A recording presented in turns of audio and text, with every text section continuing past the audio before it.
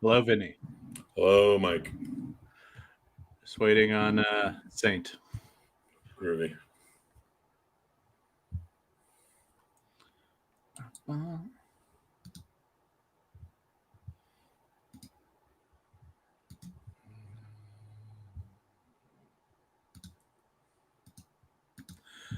there he is. There we go.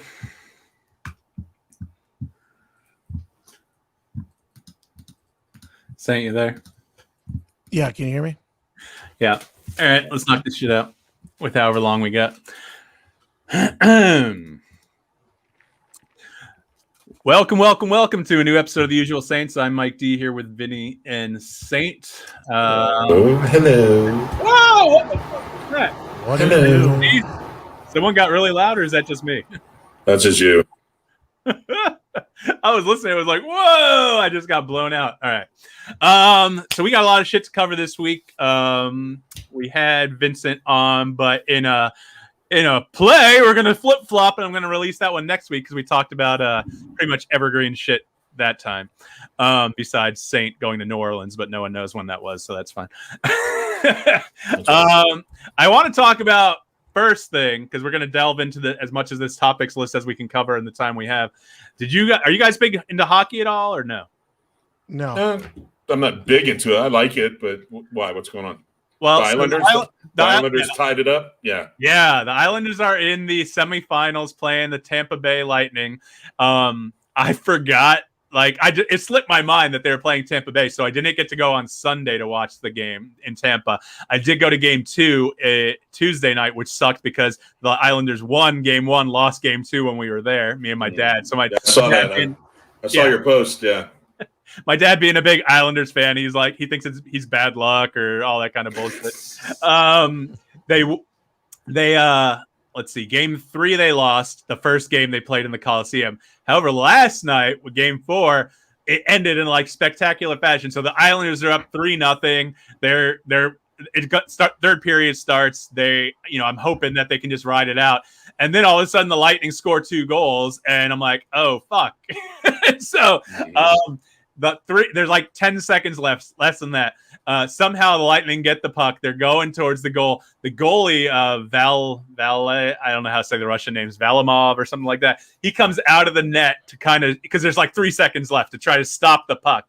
The Lightning guy, McDonough, he does a twist and a turn, and he goes from one side to the other. So he fucks the goalie, and he hits it. And the puck's about to go in the net, the unguarded net. And this defenseman, I think his name's Pollock, he dives in front of the puck and stops it. It was a thing of beauty. I lost my shit. I was like, oh shit.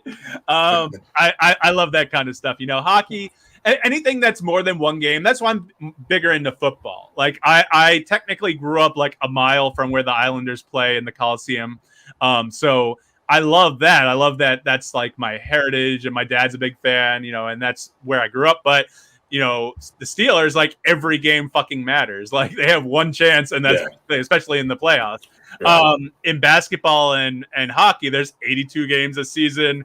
There's 7 games in each series, 5 to 7 games in each series in the playoffs. And I mean, the Magic are just straight garbage, but I'll still be a Magic fan. But the Islanders have at least been pretty relevant the past few years. They made the semifinals the past 2 years, and they played against the Lightning, lost last year. But they did tie it up this year. They're 2-2. So that means there is going to be a game 6 when I'm in New York. So I can go see the Islanders play for the first time in my life at the Coliseum. It's $400 a ticket right now, which sucks. So I just got to think if I want to spend that money, I kind of do, just to say I was there. And especially if they won, that fucking energy at the Coliseum is going to be fucking insane. If they win game 5 and then game 6 is the deciding game and they can win it all and I'm there for the semifinals, that'd be amazing. Because I've never seen them in the Stanley Cup Finals. I think they almost made it in the 90s, but I'm kind of pumped about it. We'll see. The Lightning are tough though, so we'll see how that turns out. Yeah, that's cool. I saw a little bit of their post-game interviews yesterday when they won. So yeah, that's exciting. Yeah, absolutely. Yeah, I think that's just in this environment now. Most sports is turning that way. That's why football, I mean, half the popularity of football is basically because 16, or I guess this year is going to be 17 games. It's easy to keep track of. Games are on. Well, now like what, Sunday, Monday, Thursday. Yeah, it's right, exactly. But before you always knew when the games were on. Who was playing, or your team, and it becomes an event where like basketball. I mean, they've been talking about the basketball regular season is too long for years, and this year, I think it finally caught up with them with so many people getting hurt in the playoffs. Yeah. I mean, there's an argument to be made that you get a better sample size of what teams are actually good and what teams are not by playing those, long games. Baseball, I'm like, I don't know how anyone keeps track of baseball. 162 games, holy shit. But, football, a lot of it's like at the end of the year, whoever's not injured, that's usually, who's going to have the best shot in the playoffs and stuff. So, right. I mean, I remember in the 90s, I mean, I don't know about Vinnie. Sainte, you're a few years younger than me. You guys ever play the Ken Griffey Jr. for the Super Nintendo, the baseball game? Yeah. I played it, but again, I was never a big baseball fan, so. Me neither. I'm not a big baseball fan, but that game was just, I loved that game. And so I played 162 game season. I'm like, fuck that. I felt like it had to be a perfect season too. So I'm like smacking homers. I'm doing all this shit. And I had fun there, but I can't watch a baseball game. There's no time limit. Anything without a time limit, I can't. Yeah. Makes no sense to me. I don't understand. It's just like I was saying before. I had to run a baseball game last night, and it was fucking 3.5 hours long, man. Some of their innings were like 20 minutes long. Just it was ridiculous. Yeah. Brutal. All right. So I want to get to the biggest news of the week. You guys know what that is? Let's see. It'd be interesting to make a guess of what might. Yeah. Let's see from the topic list. Let's see what you guys pick. Vinny, what's your pick? Topic list? Oh yeah. No, or you can. Well, I put it on there. That's a giveaway, I guess. What do you guys think, just in general, without looking at the topic list? I'm sorry, I have to look at the topic list. Biden's dog passing away? I don't know. I don't give a shit about that. Is that the one who attacked the person in the White House? I think it's the other one. Oh, okay. So the one that could have been, attacking people and probably people wanting more out of the White House is still alive. Okay. There you go. Let's think. Biggest news of the week. In Mike's mind, you got to think like Mike. Are we talking about the Batman controversy? Yes. Batman controversy. Do you know about this, Vinny? The Batman can't eat out Catwoman? Yeah. Yes. Wow. Let's talk about that. So go ahead, Sainte. Well, this is kind of interesting. I was going to ask, do you watch that Harley Quinn animated show? It's really funny. It kind of has a kind of a Rick and Morty vibe to it. It's I think one of the writers may be from Rick and Morty. I don't know, one of the creators, but it's what's that chick's name from the Big Bang Theory? The blonde? Yeah, shit. Fuck. Now you got me fucked. Let me look. I know we do this, and we're not like standing right in front of computers with the information of the world at our fingertips. I'm just like, who is that? Kelly Cuoco. Yeah, Kelly Cuoco, yeah. So she does the voice of Harley Quinn. She's the executive producer, but it's raunchy, it's filthy, it's R-rated or however mature. I don't know what they do for TV, but it's funny as fuck. It's very meta.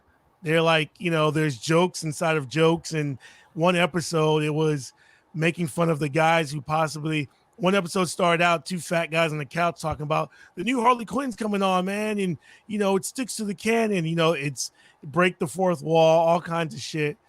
So for me, it's like DC is basically, or Warner Brothers is basically let them do whatever they want with this series.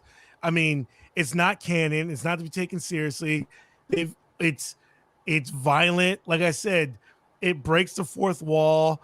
There's cursing. There's Harley Quinn, and it has a crush on Poison Ivy. So there, I thought they were in a lesbian relationship on the show. No, well, they definitely had sex. No, yeah. Oh no, they've had sex multiple times because they've gotten drunk and they end up in bed together. That's why Harley ends up falling for Ivy. But Ivy was supposed to be marrying Kite Man, If you're asking who the fuck is Kite Man, exactly. That's the kind of show this is. Fucking Kite Man. Yes, it's funny as shit. Yeah, Harley Quinn. I know Poison Ivy.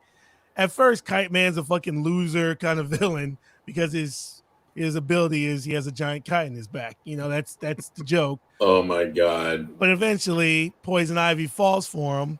He's a great guy, but then, you know, at their bachelorette party, I forgot what episode it was, they get super drunk and Harley and Poison Ivy end up sleeping with each other multiple times. It's a bit. Nice. So I guess the point I'm saying is what is Harley Quinn on?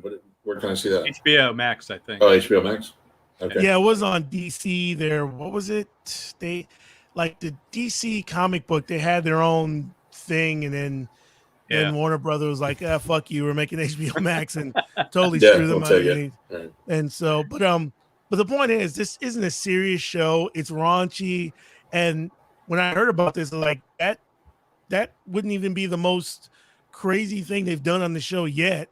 Like they literally have Ron Functions. You know that comedian Ron Functions, big black dude. He plays Killer Shark, where he's a big intellectual, but he's murdered people, random people, and be like, "Oops, didn't mean to eat those people," you know. And they show the blood and guts and all kinds of crazy shit. So, to me, it was very odd that this is the line in the sand that DC decided to take when it came to this show. So I guess that's my 2 cents. But go ahead. Yeah, no, I mean, I understand. I haven't seen the show, but like it's I know it's for mature audiences or at least older audiences. Like it's not for kids. So like DC just flat out saying that heroes don't do that. I mean, that's the line. That's the line that is on all the T-shirts now. Like heroes don't do that. So like they're saying that all their heroes don't go down on women.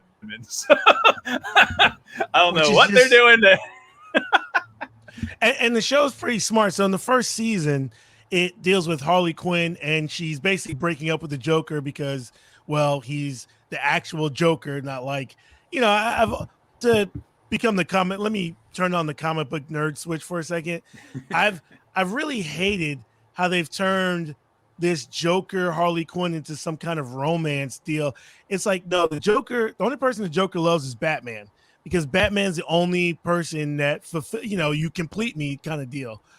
And Harley Quinn is basically his punching bag. And the reason why eventually in the comic books and in the first animated series, she goes away from the Joker, she realizes the Joker's a Joker. He's a giant dick. And I've always hated this, you know, where they try to make, it's the ultimate love and the Joker and Harley Quinn. It's like, no. This is the ultimate abusive relationship. Yeah. So in this series, they start with that right off the bat. Joker's being a dick. Harley's like, fuck this. I'm going off on my own. But in the, I think in the very first episode, they do something smart. It's a big explosion or whatever. And basically Batman's taken off the board. That way, Harley Quinn is building up her criminal empire because Batman is in a coma. So in the first season, Batman only comes back in the final episode. But it's also a way, like, I think a lot of these, like, what you would call side projects that they do, or a spinoff in the spinoff series, it's always good to take away, because it's like, okay, Harley Quinn, she's going to become the new main villain of Gotham. Well, it's hard to believe if Batman's still around, probably not going to happen. So they do a smart thing by taking him off the board. And to me, it's like this whole series, they haven't used Batman. They've purposely avoided using it, and they only use him in like very comical situations. So for DC, it just shows there's probably some suits. They saw the script, and, you know, somebody probably freaked out about it. Like, whoa, wait a minute. In this scene, you got Batman going down a catwalk. Can't have that happen. You know, they're like, and I'm sure the writers are like, have you read any of the other shit that we've been putting out for 3 years? What the fuck? So I think the biggest thing for me is if it was reversed, do you think on that series that they would let Catwoman go down on Batman? That'd be awesome. Here's the thing. Maybe not, but definitely they wouldn't have used that excuse. It wouldn't be heroes don't do that kind of thing. It probably would have been like, well, you know, fellatio, you know, somebody probably was just uncomfortable with it, and that was just the excuse that they gave them. which is just kind of weird because it's obviously people who are not, fans or paying attention to this series. But, I could see, it's probably the oral sex that got everyone in a tiff. But to use that as an excuse, like you made a bad situation worse. Like, what the fuck? Like, right. Oh, okay. Did you see that Zack Snyder tweeted out that picture of Batman going down on Catwoman? Yes. Like, and he said it was canon. So, Yes. So I thought that was funny. That made me laugh. All right. What else happened this week? Let's talk about the deaths. Guys know I love the deaths. By the way, Lost Media Wiki, I went down that rabbit hole. I don't know that I want to say I recommend it for others, because especially if you go to the not safe for life section, which is not safe for work. This is not safe for life, meaning that if you look at this shit, you won't be able to scrub it from your mind, kind of thing. Okay. So I've talked about that in the past with the Christine Chubbuck things and Bud Dwyer and all that is in that section. So I took a little dive down there, and it was, me being with my morbid, macabre fascination with that kind of thing. Yes. Yeah, it was a little weird, and it was a little sad. Obviously, there was one about it was like a Japanese, I think, YouTube girl. She was like 14, and she killed herself, jumping off a balcony. And so like the next day, it affected me so much. Like I talked to my daughter, and I was like, hey, so, just let you know, if you have anything like that, you can talk to me. If you don't want to talk to me, talk to someone else. Cause like, it's just sad. Like, but I mean, it's real, man. Yeah, that's the thing. It's real. It's life, and it's out there. And so, I told Sainte that in the chat that I think the thing that was bad enough. Not that you see anything, but you see the camera falling down with her from the balcony. It's horrible. Yeah. But the Virginia Tech transcripts, because you don't get to hear the audio of the shooter, who I forget that he killed 32 people and then himself, so 33. You forget that number. But it's just really crazy to read, like basically the transcripts of what the 911 operator was saying. Basically it's everything that's happening. And you think to yourself, you're not in that situation. Like, if there were 15 people in the class, they all should have fucking bum rushed them at the same time and took them out. But you're not in that situation. You're not thinking like that. This is fight or flight, and you're like, this guy's got an assault rifle and he's killing people. So you're thinking about saving your own self, and at that point, it takes a special person to step up and go, you know what? He may take me out, but I gotta end this. So, and that's what sucks. Like in the transcripts, there's two guys in particular that block the door and confront the guy when he comes in, and since they're one-on-one and he's got an assault rifle, they instantly get killed. Yeah. It's even if it was 2-on-1, maybe they would have had a better chance. And again, I'm not faulting these guys. I'm not trying to disparage their names. They were doing what they thought was right. It's just sad to see that. And so, like I said, that's a rabbit hole. I don't necessarily recommend going down it, but if you're like me, it's fascinating, I guess I would say, to find what media. And it's not just gross media. Sometimes it's like the lost episodes of Doctor Who. Are they lost forever, or have they been found? So it is literally the Lost Media Wiki. So it was interesting. But back to the dead people for this week. So the biggest one probably is Ned Beatty, and that touches like a lot of if you want to say pop culture or geek stuff. I mean, he was the lackey in the first Superman and second Superman and maybe third Superman. Was he in the Richard Pryor one? I don't know, but I'm not sure. Was Richard Pryor 3 or 4? Richard Pryor was 3. He was 3, Because 3's great. 3's got that like liquid. It's not lava, but it reminded me of lava. And then that lady gets covered with metal in the machine. And then and Richard Pryor's there. It's all. I remember him being in 1 and 2. 4 is the garbage one with the solar powered Superman. Yeah. No. 3 is garbage. 4 is where like it's garbage, and we are going to spend zero money on effects. Like, whoa. No, I know. Woo. Yeah, exactly. I like Drunk Superman. That was 2, right? Drunk Superman, was that 2? No, was that 2 or 3? That was 3. When he was Richard Pryor. Okay, yeah, because Richard Pryor made the bad kryptonite. Okay. Remember? It wasn't quite kryptonite. It just made Superman bad. Not even bad. Just like like you didn't give a shit. Yeah. We may have to do a screen review of how the fuck did Richard Pryor end up in a Superman movie? I don't know, man. And it's in part 3. It's like I remember 1 and 2. 2 was Zod. I mean, General Zod. General right? Zod, yeah. Yeah, Right. 2 was good. 2 was a great movie. 2 was right? good. 2 was good. Yeah, absolutely. So, in fact, I saw. I watched the Johnny Carson that Richard Pryor was on just recently, and he was actually promoting Superman 3 on that episode of Johnny Carson. I thought it was funny. He's like, "Yeah, it's a great." He's talking about some of the stuff he had to do on special effects that he was involved in and stuff, and it was just funny. I mean, in comparison to what they do now, what they had to do back then to make something look, and it looked like shit anyway, but they're trying to make it look half real. So that was cool. Yeah. Well, Richard Pryor, Superman 3. Yeah. Go figure. Well, Ned Beatty, like I said, a lot of people remember him from that role. Again, this goes back to me being a cinephile, but Sainte will probably call me out on it. I've never seen Deliverance. I want to, but I've never seen it. But that's the one where I think everyone probably knows "Squeal Like a Pig" boy, that kind of stuff. Yeah. You got a pretty mouth. Yeah. But I mean, he wasn't even just in those 2. I mean, he was in a ton of movies. I mean, I don't know how many, but he was in a lot of movies, man. A lot of movies. Yeah. He was in The Shooter with Mark Wahlberg. He played a senator in that, a bad senator. I just pull up his IMDb. It's fucking. It's long. It's a long career. One of those guys, like, oh yeah, I've seen him in tons. Yeah. Never a lead actor. No, he's a character actor. He's definitely a good character actor. Yeah. Tons of roles. Everything he plays in, he's good. Yeah, so, he was in Back to School. Rodney Dangerfield. He played one of the deans or something. He's been in a bunch of shit. A lot of shitty movies too. He's been in, but he's been in a lot of stuff, man. You pull up his. When you're one of those guys, you're going to be in a lot of shitty movies. Yeah, It just comes with the territory. I've seen that guy. Yeah, I've seen that guy in something else. Yeah, he's one of those guys. I mean, to be totally honest, I forget that he was alive. I didn't know he was alive. It wasn't something I thought about. He was in Toy Story 3. He was Lotso. He was the villain, wasn't that? That's the bear, right? In Toy Story 3.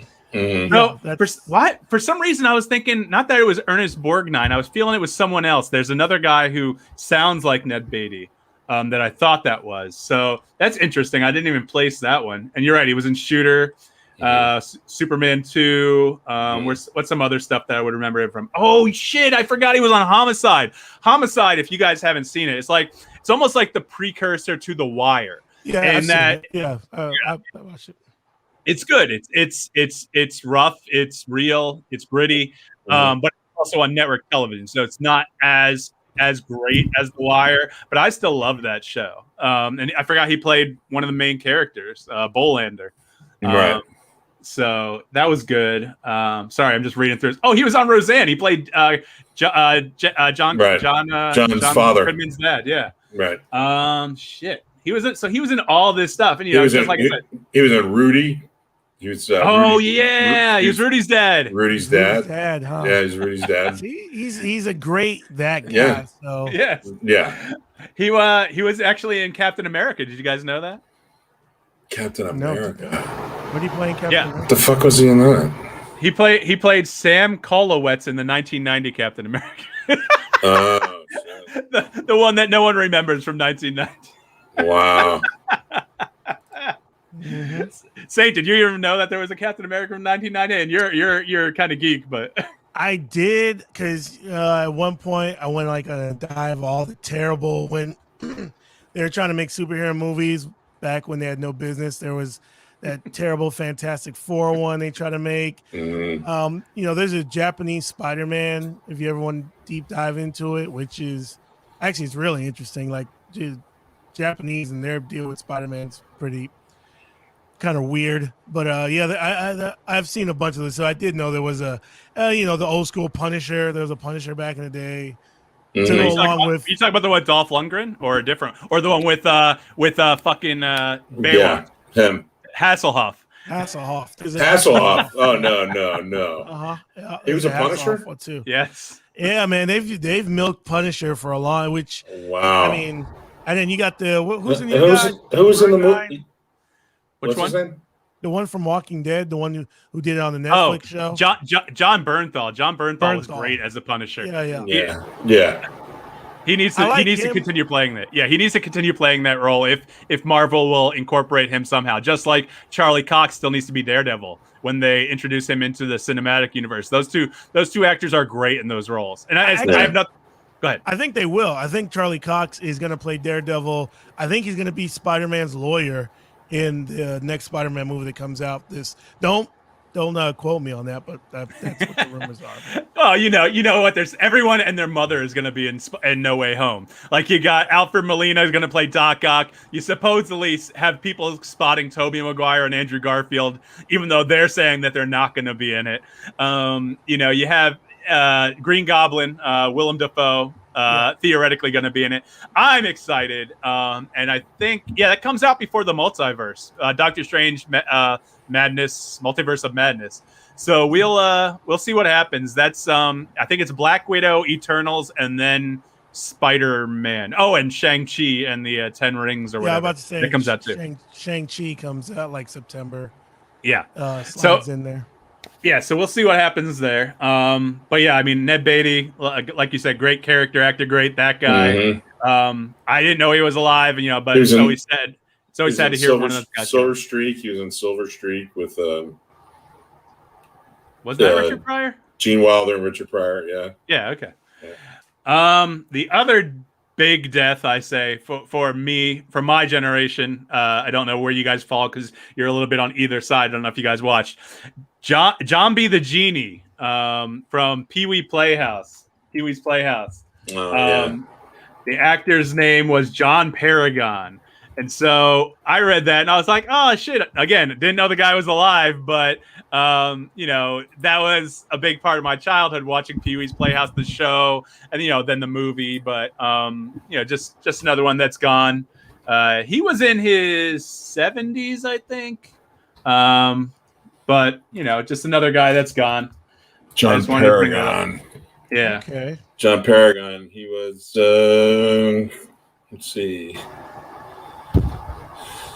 54. So 46, 20, 77 years old. It says he was in Airplane 2 as well. He played the economy flight attendant. So I don't know which guy he was. I have to go back and watch that. But, I mean, I love Airplane and Airplane 2. Oh, he was in UHF? Damn, this guy was in all the good shit. I'm a big fan of Weird Al, so UHF is one of my favorites. But and he was in obviously Pee-wee's movies, Big Adventure, Big Holiday. But and apparently he partnered with Elvira. Do you guys remember Elvira? I saw that.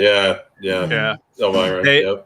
They did a whole bunch of stuff. He would direct and produce her stuff. So. But that's it. I just wanted to touch on the deaths for the week. Yeah. R.I.P. Ned Beatty and John Paragon. But yeah. All right. Let's take a quick break because I don't know how long we're gonna have with Sainte. I want to make sure we knock out at least 2 parts. So you've been listening to Usual Saints. We will be right back. Yep. Sweet. Oh. I got about 25 minutes. All right. Good. We'll just do 2 parts. It's fine. I can just put all the commercials in between. Sweet. All right. Welcome back to Usual Saints. I'm Mike D here with Sainte and Vinnie. And let's see what else we have to talk about. We talked about deaths, which I love talking about. Tonight, the Foo Fighters are playing the first show at Madison Square Garden in 15 months. It's been empty for 15 months. Wow. They were asked to be the first ones, and due to New York rules, plus I think the Foo Fighters' own stance, even though that hasn't really publicly been said.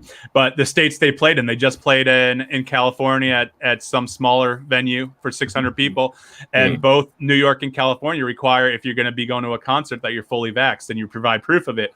And so you're getting all these nutbags protesting outside, saying that they're being discriminated against because they can't go see the Foo Fighters because they're not vaxxed. So, I mean, what do you guys think about that? Do you think that is unfair to people? Do you think it's not an unfair requirement because it's coming from the state government and the venue itself? I mean, what do you guys think about this? I don't think it's unfair at all. I mean, if that's if that's a rule that they set down, then that's what it is. That's the way it goes. In California, it's California, New York, where they're doing this. New York is the one tonight. The one they did the other day, I think, was in California. Yeah, it was California, and that's where Ricky Schroeder protested with all these people saying, "Oh, you're taking my rights! I hate you, Foo Fighters!" That kind of shit. Nah, I think it's ridiculous. Isn't California one of the states that has the most people vaccinated? They're totally opening up now, right? Aren't they? I think so. I don't know that, but they've been the most aggressive with the mask protocol and the vaccinations. So I think they're fully opening up now, from what I understand, from what I've heard. Anyway, right. The governor's gone ahead and said, we've been successful in this, and blah blah blah blah blah. We're gonna go back to normal and see what happens. So the strangest thing to me about this is I feel this has all become. It has nothing to do with science. It doesn't even have to do with rights. I feel this is all just one political hodgepodge that's come together to where I feel these exact same people, if there was a situation, say 10 years ago, you take these same, vaccination, my rights. And if another group had been protesting outside the Foo Fighters for whatever reason and saying, hey, I'm being discriminated against, or, what the government or whoever's doing, is discriminatory between me and this group. I feel these exact same people would be the people like, hey, why don't you shut up? If you don't like it, leave the country, go move somewhere else. If you don't like America and blah, blah, blah. But because coronavirus and to an extent vaccinations, whether or not the virus was created, all that I think has become so politicized that it's just crazy to me that they've turned this. Here's another thing. So these same people, and I bring this up all the time. I live in Hillsborough County where Tampa is, right? And there's this issue about all these people about, oh, you're not going to tell me or my kids to get vaccinated. We want the schools open, everything else. When I moved here, they told us, yeah, your kids cannot go to school if they're not vaccinated for polio, TB, tuberculosis, all kinds of vaccinated for years, decades. We've had it to where if you're traveling out of the country, going to certain parts of Africa, you got to get a booster. Got to get a booster shot, got to get vaccination. Right. So for years, vaccinations have not been this political thing. Only now, where we've literally had a global pandemic that's killed 600,000 people, and now people are bitching about it's my rights.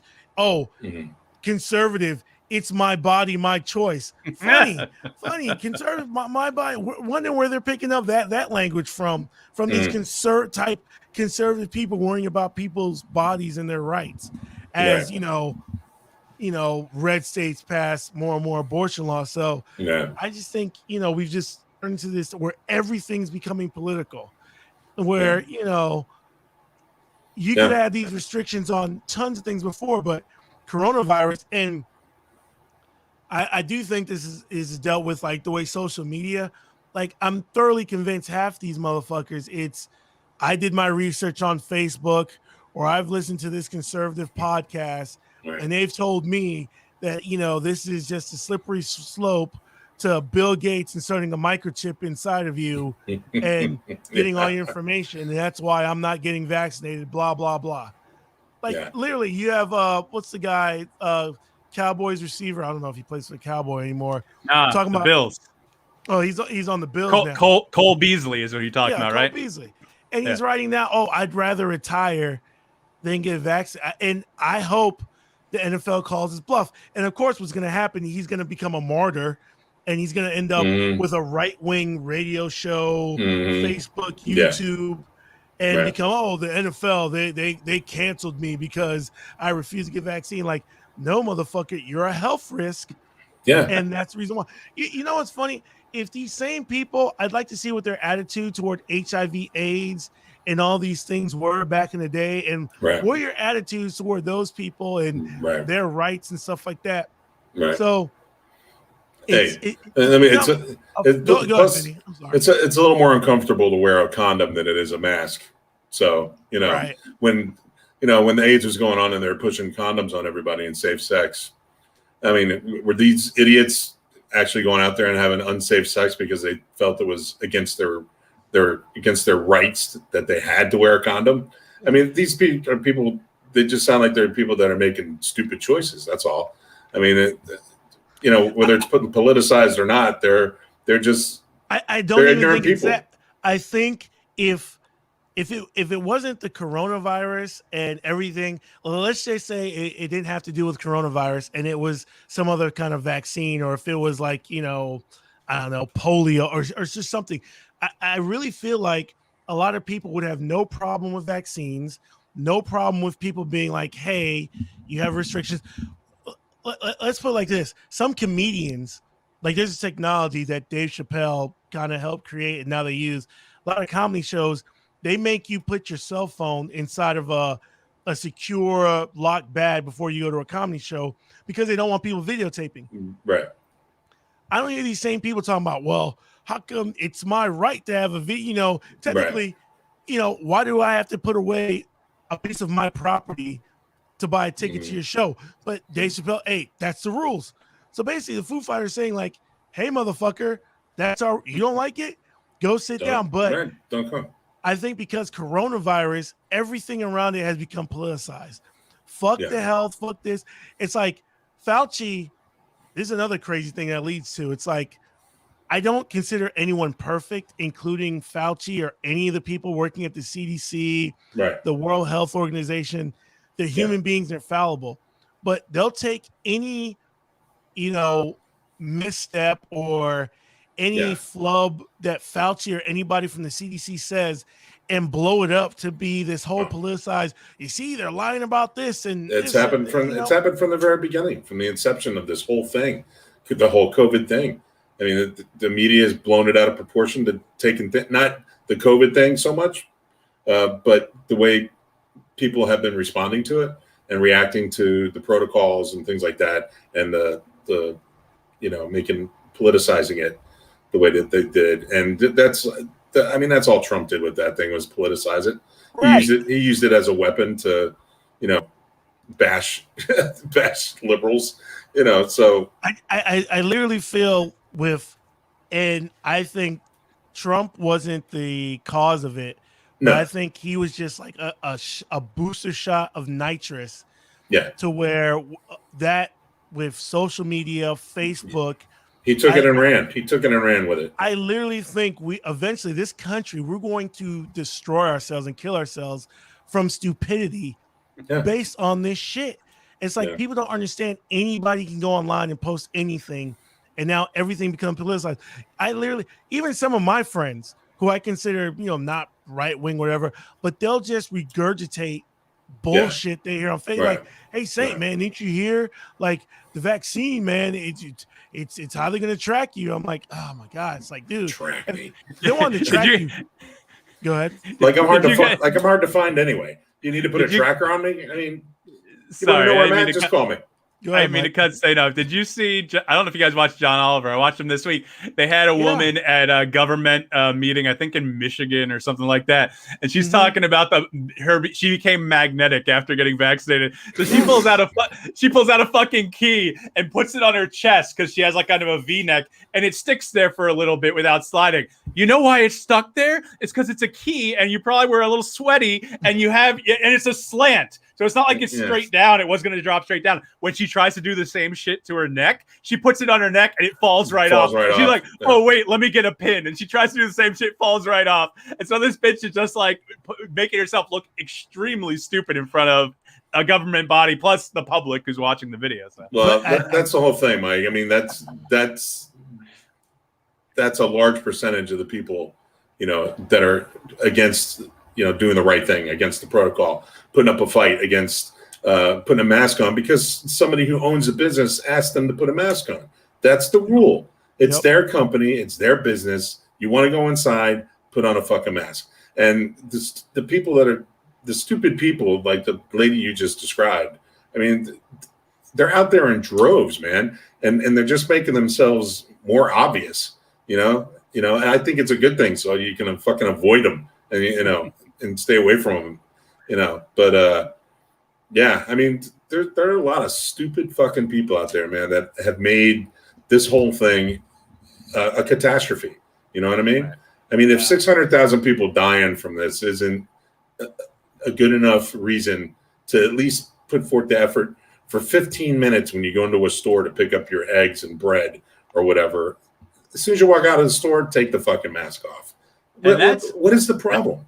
That's just here in America. And I know obviously we focus mainly on America because that's where we're from, we broadcast from, but we have international listeners too. And so, I mean, around the world, what is it? 2 million people have died, I think, something like that. I mean, it's like it's around that number. So like, it's not just 600,000, and not to say 600,000 is little. Anyone who says 600,000 isn't a lot is a fucking idiot, because that's a lot of dead people where this could have been avoided or at least lessened if more policies and whatnot had been adopted earlier and kept in place, like the lockdowns. Yeah, New York had a whole shit ton at the beginning, and yeah, they have their own little nursing home controversy. But when right after that initial bump where they had a whole bunch of people dying, they went down like immediately because they locked that shit down. California locked that shit down. California you get too. you get all these other places that, like Florida, we haven't had like probably a peak or anything like that, or not a crazy tall peak, but we've been steady the entire time and we're fully open. And I'm double vaxxed, but I still will try to wear my mask everywhere I go, whether it's out of respect for others or just for my own safety. I go to the store, I still wear it, and we still have to wear them at work. And we have our own pods that we sit in. We're not around anybody. The door's shut and we're inside. Yeah. Management walks by, they see you without your mask on, they knock on the door. Hey, put your mask on. It's like, I said, I guess the point I was saying, I feel like a lot of these same people, I feel like 10 years ago or 15 years ago, this wouldn't have been as an issue. Like pre-Facebook, pre-Trump, pre-all that shit. I feel like if we had gone through a pandemic, say like in the 90s or, early 2000s, but I think in where we at right now, this is what caused just a whole lot of stupid. And it's like, you don't get, I mean, to your point, Vinny, of course, people like us, I'm going to avoid these stupid motherfuckers, but a lot of these people, they do this stuff and they're rewarded for it. Like I said, Cole Beasley, if the NFL tells him, hey man, you don't get vaccinated, go kick rocks, we're not going to let you infect people, he will get a job on Fox News like the next day. He will be on right-wing media. Well, like you said, he'll be a martyr for the cause. Exactly. So it just boggles my mind that this is where we're going. And to me, I don't see how this ends well. Like, if a pandemic that is sending people to the hospital and the only thing that would have changed it, and I don't know how you guys feel about it, and sorry, I got to leave in like 5 minutes.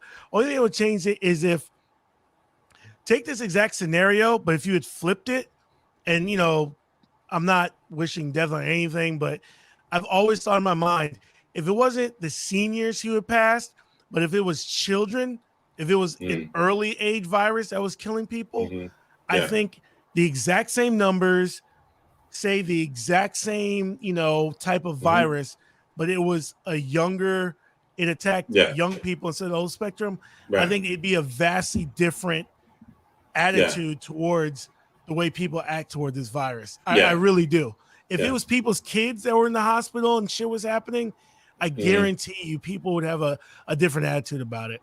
But do you think that's true? Because in Hillsborough and here in Indian River County, you get those fucking anti-mask parents who sued the school boards and lost because they don't want their kids to wear masks because I don't know if they don't think they're going to get sick or not. They don't want them to get vaccinated. Also, you're talking about probably a conservative people who they want people to have kids. They don't want them to have abortions. But as soon as that kid gets popped out, they don't give a shit and they don't want to help raise them. They don't want them on the public teat. They want them fucking, oh, hey, that's your problem now. Fuck you. I mean, I get what you're saying, but it's not the logic part I'm doing it. It's more on the emotional part, because unfortunately, I think a lot of people are like, well, they're old, they've lived their life, and they're passing. And it's way harder to tell people to shut the fuck up about deaths when it's people's kids, because that'll start a fight. Someone be like, hey, I feel sorry for your grandpa, but you're gonna say, hey, I feel sorry for your 6-year-old. That'll start a fight. So but for sure. Again, it's this lack of logic in this we're entering this age where, fuck your expertise, fuck your degrees in your school. I read something on Facebook, and so I'm gonna, like, John Stockton talking about sports, NBA. John Stockton, right. I don't know if he's still all-time assist leader. He's on an anti-vax.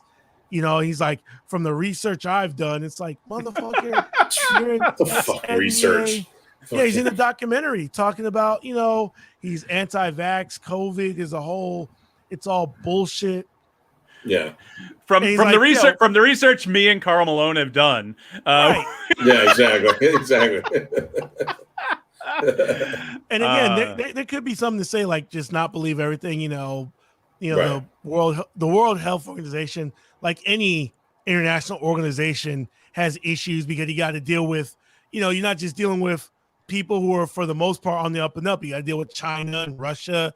And from the get-go, I was like, yeah, China and Russia, that's what they lie. There's, as much as we like to think about it, those are still, Russia's basically a dictatorship run by, an autocratic dictatorship run by Putin. And China is still a communist country. Right. So, yes, they lie, but they take little snippets from these organizations, like, oh, well, it's all bullshit. I don't know. I'm just very fearful, like, where we're headed, and, good on the Foo Fighters. For me, I wish more, like, we could talk about, if we have time, the Lin-Manuel saga and him apologizing. But I am on this kick where, like, I do believe, like, admitting when you're wrong, but not necessarily apologizing for something. Be like, hey, we can do better. But in some cases, if I'm the Foo Fighters, like, yeah, man, you motherfuckers go kick rocks. Like, fuck off. Yeah. I wish more people just be like, no, we're taking the moral high ground here, and you can protest whatever. Ricky, fuck. Tell him that. Ricky Schroeder. Go fuck off.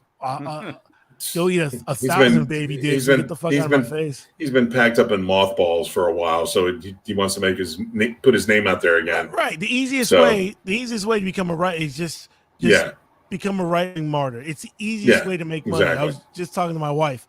I was like, if we really wanted to make a lot of money, if I wanted to clear all of our debts and everything, I'd just become a hardcore right-winger, anti, liberal, progressive, anti-black.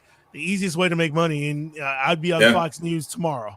Sure. Easiest way to make money. So you saw that reporter who before her report about AC repairman or something like that, she was going to interview an AC repairman on Fox in Texas or something like that. She started out her report where, before I start my report, I have a thing coming out on Project Veritas tonight on how my company won't let me is shutting me down and won't let me talk about whatever, and she got fired immediately, basically. I mean, she was setting herself but let's be honest, she was basically setting herself up for her next gig. Like, she knows right. And that Project Veritas is notorious for editing and, coming up with bullshit, but it works because it gets into that Fox News right-wing conspiracy ecosphere, and they know how to repeat and which I wish progressives would do more, but no, it gets to that, and she knows she's going to get a job on, I don't know, The Blaze or some right-wing, Facebook bullshit. Yeah. So, yeah.